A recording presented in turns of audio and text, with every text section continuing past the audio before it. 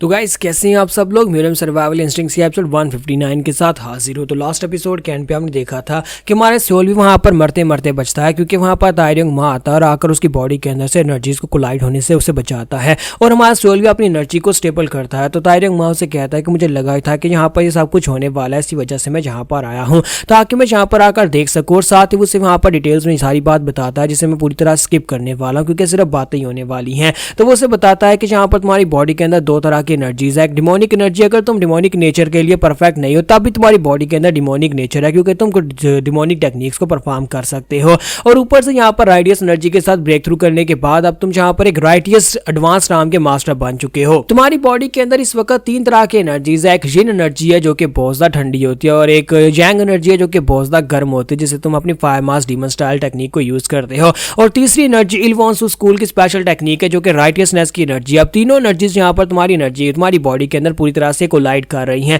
तुम्हें अगर यहाँ पर इन सभी को स्टेबल करना है तो उसके लिए तुम्हें कोई तरीका ढूंढना होगा। अगर तुम यहाँ पर इन सभी को एक साथ मर्ज नहीं कर पाया तो मुझे नहीं लगता कि तुम यहाँ पर आगे बढ़ पाओगे। इसी तरह तुम्हारी बॉडी जो है वो एक टाइम बॉम्ब की तरह रहेगी, कभी भी किसी वक्त भी तुम्हारी बॉडी अनस्टेबल होकर फट सकती है। तायरंग माँ जो होता है उसे वहां पर सारी डिटेल्स बताता है, लेकिन इसके बावजूद उसे यहाँ पर उसके बारे में कुछ भी नहीं पता होता कि कैसे वो यहाँ पर इन एनर्जी को स्टेबल करने के बारे में उसे कोई तरीका बता सके। तो वो उसे कहता है कि मैं यहाँ पर तुम्हें इसके लिए कोई और गाइड तो नहीं दे सकता, क्योंकि मुझे लगता है कि यहाँ पर इसका तरीका तुम्हें खुद ही ढूंढना पड़ेगा कि कैसे यहाँ पर इन सभी एनर्जीज को एक साथ एक जगह के ऊपर मर्ज करना है। मैं यहाँ पर तुम्हें इसके अलावा ज्यादा कुछ नहीं बता सकता। और साथ ही उसे कहता है कि कल सुबह मिशन स्टार्ट होने वाला है। तो सोल भी कहता है क्या मतलब है कल सुबह। तो वो कहता है क्या तुम्हें नहीं पता, कल सुबह यहाँ पर वो मिशन स्टार्ट होगा जिसके लिए हमारी स्पेशल स्क्वाड को बनाया गया था। कल सुबह हम लोग वीसामा के ऊपर अपने अटैक को कंटिन्यू करने वाले हैं। हम सभी को अपना अपना मिशन पूरा करना होगा। तो हमारा सोल भी कहता है ठीक है मुझे समझ आ गया। और इसी के साथ ही हमारा सोल भी जो होता है शाम के वक्त बाहर जाकर पेड़ के साथ टेक लगाकर बैठा होता है और कहता है आज सूरज कुछ ज्यादा ही चमक रहा है, या फिर हमेशा से सूरज इसी तरह से चमकता था, या फिर आज मुझे कुछ अजीब लग रहा है।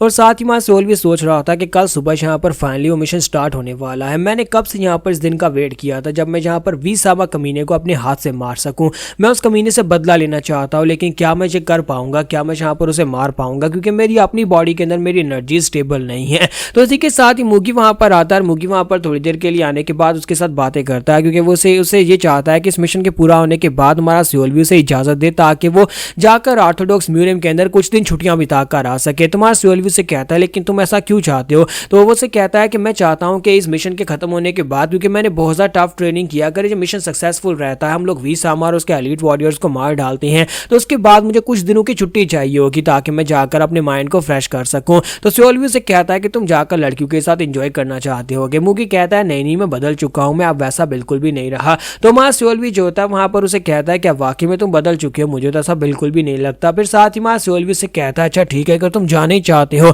मैं तुम्हें जाने दूंगा, लेकिन तुम्हें जोक्सों को अपने साथ लेकर जाना पड़ेगा। तो मुगी उसे कहता है नहीं मैं उसे अपने साथ लेकर बिल्कुल भी नहीं जाऊंगा। मैं जोक्सों को अपने साथ लेकर कैसे जा सकता हूँ, मैं छुट्टियां एंजॉय करने के लिए जाने वाला और वहां पर बहुत सारी लड़कियां भी होंगी। अगर जोक्सेंग जैसे लड़की को अपने साथ लेकर जाऊंगा, क्या तुमने कभी उसकी शक्ल देखी है। वो तो एक लड़की रिपेलेंट है, यानी कि उसकी शक्ल दूर से देखकर लड़कियां दूर भाग जाती हैं और कहती है कि ये लड़का किसी भी एंगल से लड़कियों के लिए कूल नहीं है। तो अगर तुम किसी को भेजना ही चाहते हो तो कम से कम योरिम को मेरे साथ भेजो। तो सोल भी कहता है ये तो तुम यहाँ पर जोक्सों की इंसल्ट कर रहे हो, तुम्हें अपने टीममेट के बारे में इस तरह से बात नहीं करनी चाहिए। तो मुगी उसे कहता है अच्छा ठीक है मैं उससे बाद में सॉरी बोल दूंगा। तो सोल भी उसे कहता है ठीक है तुम फिर जा सकते हो, पहले यहाँ पर इस मिशन को खत्म करते हैं, अगर मिशन से जिंदा वापस आए तो फिर तुम्हें छुट्टियों के ऊपर भेज दूंगा। तो मुगी के वहां पर चले जाने के बाद माँ सोल भी सोच रहा होता है मुझे लगता है कि मुझे भी यहाँ पर रेस्ट की बहुत ज्यादा जरूरत है। मुझे नहीं याद कि कब मैंने यहाँ पर कोई प्रॉपर रेस्ट की थी। जब से मैं यहाँ पर सिस्टम मिला है, यानी कि तब से मेरे पास ये सिस्टम आया है, तब से तो मैंने बिल्कुल भी रेस्ट नहीं की। मेरी जिंदगी एक जंग की तरह थी जहां पर बस मरा जिंदा हुआ और बस इस तरह संघर्ष में मैंने अपनी सारी जिंदगी को अभी तक के लिए गुजार दिया है। तो इसी के साथ ही अंगवा वहां पर से निकल कर आती है और उसे कहते हैं कि कैप्टन क्या मैं यहाँ पर तुमसे थोड़ी देर के लिए बात कर सकती हूँ। तुम्हारा सोल भी से कहता हाँ क्यों नहीं सोंगवा, तुम बताओ कि तुम यहाँ पर क्या करने के लिए आए हो। तो वो कहते हैं कि मैं यहाँ पर तुम्हारी सिचुएशन के बारे में जानती हूँ और मैंने यहाँ पर तुम्हारी बातें सुनी थी तायरंग माँ के साथ, तो मुझे लगता है कि मैं यहाँ पर तुम्हें इसके बारे में थोड़ा बहुत गाइड कर सकती हूँ। हालांकि मैं यहाँ पर यूनिट में सबसे छोटी हूँ और मेरे पास नॉलेज कम है, लेकिन इसके बावजूद मुझे लगता है कि शायद मैं तुम्हारी मदद कर सकती हूँ। तुम्हारा सोल भी से कहता हाँ क्यों नहीं जहाँ पर से मदद मिले मुझे लगता है कि वो ले लेनी चाहिए, और तो जहाँ पर सभी नॉलेज मिले, स्पेशली तुम जहाँ पर हमारे लिए बहुत ज्यादा लकी साबित हुई हो। तो बताओ कि तुम यहाँ पर क्या कहना चाहती हो। सोंगवा जो होती है हमारे सोल भी को वहाँ पर डिफरेंट टाइप की एनर्जीज के बारे में बताते हैं कि एनर्जीज कैसे आपस में कोलाइड करती है और कैसे यहाँ यहाँ पर एनर्जीज को आपस में मर्ज किया जा सकता है। तो वो हमारे सोल भी कुछ यहाँ पर बताते हैं कि तुम्हें यहाँ पर एक ही समय के ऊपर डिमोनिक एनर्जी और राइटियस एनर्जी दोनों को एक स्पाइरल की तरह मर्ज करना होगा। दोनों एक स्पाइरल की तरह घूम कर आएंगे और एंड के ऊपर एक एनर्जी बीम बनेगी। एक एनर्जी बीम बनने के बाद जब एक एनर्जी बीम क्रिएट हो जाएगी, दोनों एनर्जीज एक एनर्जी बीम के अंदर कैद हो जाएंगे और उसके बाद तुम यहाँ पर दोनों एनर्जीज को एक साथ यूज कर पाओगे।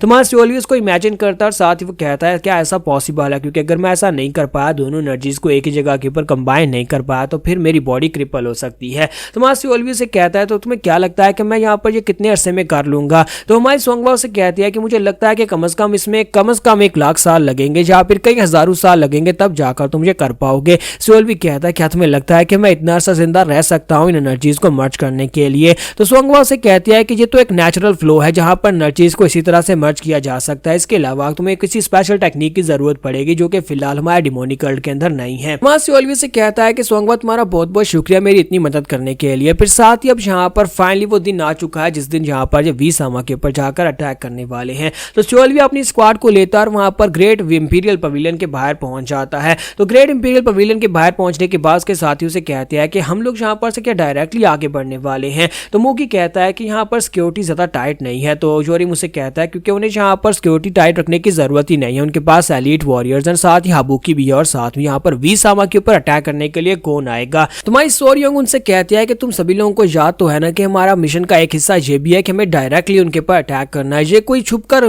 करने वाला मिशन नहीं है, यानी कि ये डायरेक्टली उनके ऊपर जाकर प्रहार करेंगे और उनको मार डालेंगे। सभी लोगों के सामने ये काम करना है। तो सोल उनसे चुप रहने का कहता है, साथ ही कहता है कि वहां पर 3 वॉरियर्स हैं, क्या तुम उनको देख पा रहे हो? मैं जैसे इशारा करूंगा उन्हें मार डालना। और इसी के साथ वो सभी लोग अटैक करने के लिए आगे बढ़ जाते हैं और उनको जाकर मार डालते हैं। जबकि मां सोल वहां पर से दूसरी डायरेक्शन में मुड़ जाता है। जोरिम कहता है कि यूनिट कमांडर ये क्या तुम कहां पर जा रहे हो? हम लोग तो यहाँ पर से पवेलियन लॉर्ड यानी वीसामा के रेजिडेंस की तरफ आगे बढ़ने वाले थे। सोल भी कहता है कि हाँ हम लोग उसी तरफ आगे बढ़ने वाले थे, लेकिन मैंने प्लान को बदल दिया है। अब हम लोग यहाँ पर से सीधे वीसामा के ऑफिस की तरफ जाएंगे। जोरिम उसे कहता है लेकिन सर हम लोगों ने यहाँ पर जिस अटैक की प्रैक्टिस की थी वो तो रेजिडेंस की तरफ जाने की थी ना, और रेजिडेंस के ऊपर से हम लोग वहां पर से निकल कर आ सकते थे। अब अचानक से प्लान को क्यों बदली किया जा रहा है? तो मुगी उसे कहता है कि तुम यहाँ पर कैप्टन के फैसले के ऊपर सवाल मत उठाओ। तुम्हें अच्छी तरह से पता है कि कैप्टन जो फैसला करता है वो ठीक ही होता है, और मुझे लगता है कि उसने अगर यहाँ पर एन वक्त के ऊपर फैसला बदला है तो उसका मतलब यह है कि ये फैसला ठीक होगा। हमें यहाँ पर से वीसामा के ऑफिस की तरफ ही जाना होगा। तो जोरिम कहता है चलो फिर ठीक है। जब किसी के साथ ही माई सोंगवाज होती है उनसे कह दे तो फिर मैं तुम्हारे ऊपर अपने एक्सेलरेशन स्किल को एक्टिवेट कर देती हूँ ताकि तुम सभी लोग बड़ी तेजी के साथ भागकर आगे बढ़ सको। तो इसी के साथ ही वहां पर एक्सेलरेशन स्किल को एक्टिवेट कर दिया जाता है और वो सभी लोग बड़ी तेजी के साथ भागते हुए वीसामा के मेन ऑफिस की तरफ आगे बढ़ते हैं। और यहीं पर से नेक्स्ट सीन हमारे वीसामा का दिखाया जाता है जो कि अपने ऑफिस में बैठा होता है और अपने एक क्वांटर के साथ बात कर रहा होता है। फाइनली नेक्स्ट एपिसोड में हमारा सोल भी वीसामा का मुकाबला करेगा और वीसामा को क्या वो इतनी आसानी से हरा पाएगा, क्योंकि वीसामा एक एल्डर है और उसकी फायर मास डीमन स्टाइल टेक्निक बहुत ज्यादा पावरफुल है। ये हम लोग नेक्स्ट एपिसोड में देखेंगे। तो एपिसोड की एक्सप्लेनेशन अच्छी लगी तो कमेंट करके जरूर बताइएगा और वीडियो को लाइक करना मत भूलिएगा। Thank you.